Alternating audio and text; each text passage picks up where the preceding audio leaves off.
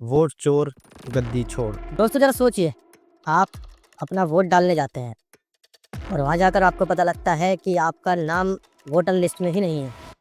क्या तब भी आप कहेंगे कि भारत का वोटिंग सिस्टम सुरक्षित? दोस्तों यही सवाल आज पूरे देश में गूंज रहा है। अपोजिशन का आरोप है कि भारत में हो रहा है वोट चोरी स्कैम। आखिरकार ये वोट चोरी स्कैम है क्या? क्या हमारे देश में चुनाव अब सुरक्षित नहीं रहे? क्या सच में बीजेपी कोई वोट चोरी नाम का घोटाला कर रही है?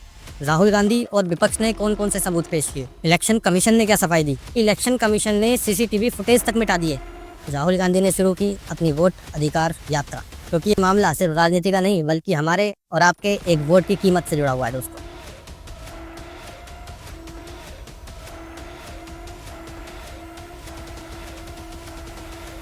हेलो दोस्तों, नमस्कार। स्वागत है आपका अपने चैनल द जजमेंट स्टोरीज में। एक बार फिर से लेकर आ गए हैं आपके बीच में एक नई वीडियो। दोस्तों जरा सोचिए, आप अपना वोट डालने जाते हैं और वहां जाकर आपको पता लगता है कि आपका नाम वोटर लिस्ट में ही नहीं है, या आपके नाम से पहले से ही किसी ने वोट डाल दिया है। क्या तब भी आप कहेंगे कि भारत का वोटिंग सिस्टम सुरक्षित है? दोस्तों यही सवाल आज पूरे देश में गूंज रहा है। अपोजिशन का आरोप है कि भारत में हो रहा है वोट चोरी स्कैम, और आरोप लगे हैं सीधे सीधे बीजेपी और इलेक्शन कमीशन पर। लेकिन जनता के कुछ सवाल हैं जो जस के तस बने हुए हैं। आखिरकार ये वोट चोरी स्कैम है क्या? क्या हमारे देश में चुनाव अब सुरक्षित नहीं रहे? क्या सच में बीजेपी कोई वोट चोरी नाम का घोटाला कर रही है? राहुल गांधी और विपक्ष ने कौन कौन से सबूत पेश? इलेक्शन कमीशन ने क्या सफाई दी? और सबसे अहम, लोकतंत्र पर इसका क्या प्रभाव पड़ सकता है? तो वीडियो पूरी देखिए, क्योंकि ये मामला सिर्फ राजनीति का नहीं बल्कि हमारे और आपके एक वोट की कीमत से जुड़ा हुआ है। दोस्तों बात है 1 अगस्त 2025 की। संसद का सत्र चल रहा था और राहुल गांधी ने कहा कि हमारे पास वोट चोरी का पक्का सबूत है। पूरा सदन सन्न रह गया।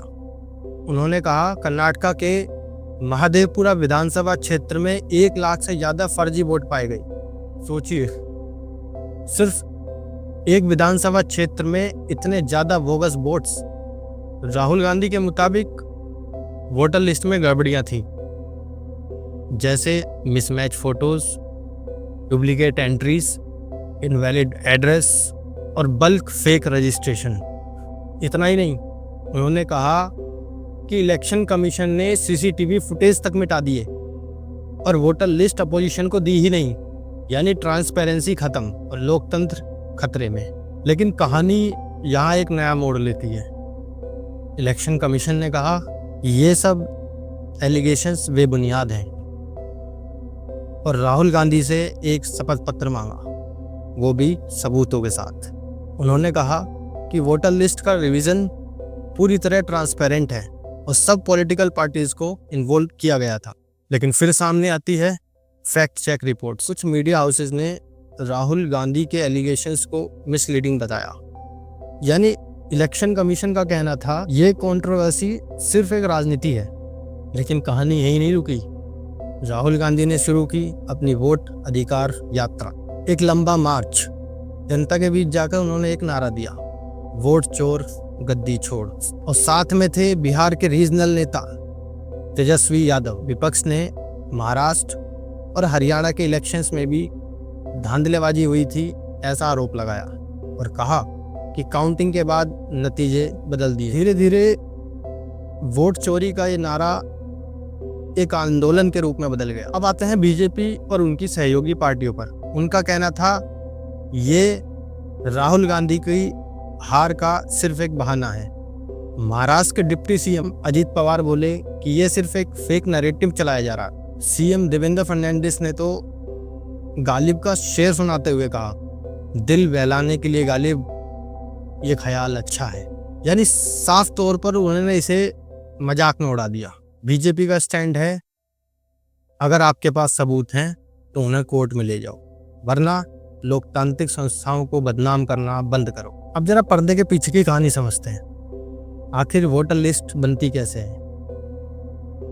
दोस्तों हर साल वोटर लिस्ट का रिवीजन होता है।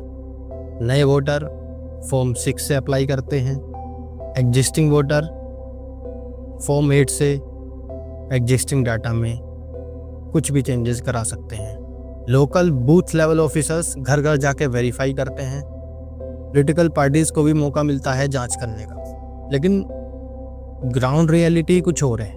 वेरिफिकेशन ढंग से होता नहीं, ऑफिसर्स पर दबाव रहता है और यहीं से शुरू होता है खेल लूप होल्स का। यानी सिस्टम थियोरेटिकली सेफ है लेकिन लूप होल्स बहुत हैं। इंडिया एक अकेला ऐसा देश नहीं है जहां ऐसे आरोप लगते हैं।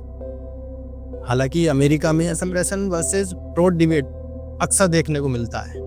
एस्टोनिया में तो पूरा देश ही ऑनलाइन वोटिंग करता है, लेकिन साइबर ऑडिट से प्रूफ मेंटेन रहता है। इंडिया दुनिया की सबसे बड़ी डेमोक्रेसी है, 95 करोड़ वोटर।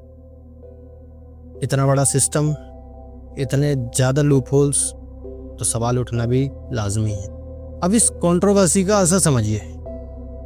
विपक्ष एकजुट हो रहा है, बीजेपी डिफेंसिव मोड में है, जनता के बीच वोट चोर नाम का नैरेटिव चल रहा है और सबसे बड़ी बात, पब्लिक ट्रस्ट खतरे में है। डेमोक्रेसी में सबसे अहम चीज है जनता का भरोसा, और अगर वही हिल जाए तो पूरा सिस्टम डगमगा जाता है। लेकिन क्वेश्चन अभी भी वहीं का वहीं है, क्या वाकई वोट चोरी नाम का कोई स्कैम हुआ है या ये सिर्फ एक राजनीति है? और सच ये है कि अभी तक कोई भी इंडिपेंडेंट प्रूफ जनता के बीच में नहीं आया। राहुल गांधी ने आरोप बड़े लगाए हैं पर जनता के बीच कोई भी ठोस सबूत अभी तक नहीं पहुंचा। इलेक्शन कमीशन सफाई दे रहा है, बीजेपी कह रही है ये सिर्फ हार का बहाना है, और जनता अभी भी सवाल पूछ रही है। दोस्तों, इस कहानी का असली सबक यही है, लोकतंत्र सिर्फ फेयर चुनाव से नहीं बल्कि फेयर दिखने से भी चलता है। अगर ट्रांसपेरेंसी पे सवाल उठ रहे हैं तो जवाब देना लाजमी। अब आपकी बारी, आपको क्या लगता है कि क्या सच में कोई वोट चोरी नाम पर स्कैम हुआ है, ये सिर्फ एक राजनीति का हिस्सा है? कमेंट में अपनी राय जरूर लिखिए और चर्चा को आगे बढ़ाएं, क्योंकि लोकतंत्र में सवाल पूछना ही सबसे बड़ी ताकत है। अगर ये कहानी आपको जानकारीपूर्ण लगी हो तो वीडियो को लाइक करिए, शेयर करिए, चैनल को सब्सक्राइब करना मत भूलिए, क्योंकि हम यहाँ सिर्फ जजमेंट नहीं बल्कि सच्चाई की कहानियां भी लाते हैं। जय हिंद।